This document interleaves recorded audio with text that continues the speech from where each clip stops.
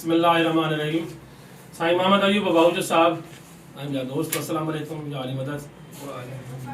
शाह साईं जो शेर आहे त वखर सो विहाए जो पई पुराणो न थिए। वखर सो विहाए जो पई पुराणो न थिए।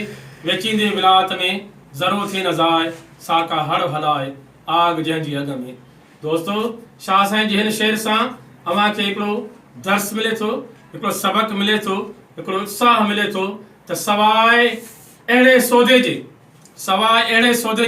सवाइ अहिड़े वखर जे ॿियो को वखर न खपायो, ॿियो को अहिड़ो वखर न वठो, ॿियो को अहिड़ो बाज़ार मां सौदो न विकिरो कयो जेको 5 कलाकनि खां पोइ ख़राब थी वञे। ऐं वखर सो विहाए जो पए पुराणो न थिए। अहिड़ो वखर हथ कयो जो सालनि जा साल रखो, उहो बि कॾहिं ख़राब न थिए। उहो वखर आहे इल्म जो, उहो वखर आहे सोच जो, उहो वखर आहे साञा जो, उहो वखर आहे अकुल जो, उहो वखर आहे इल्म जो।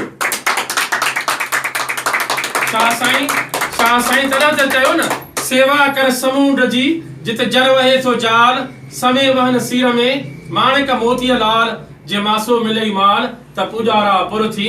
तव्हांजे करे दोस्तो, नौजवान दोस्तो, तव्हांखे अहिड़ो रस्तो अख्तियार करणो पवंदो, तव्हांखे अहिड़ो रस्तो अख्तियार करणो आहे जंहिं में असांजो मुस्तक़बिल सोनहरी थी पवे, जंहिं में असांजो मुस्तक़बिल ठही पवे ऐं असांजे मुस्तक़बिल सां खोड़ माण्हू ॿिया बि मुंसलिक आहिनि, असांजा माइट, असांजा अज़ीज़, असांजा रिश्तेदार ऐं ॿियो इन खां वधीक असांजी सिंध ऐं असांजा सिंध वासी।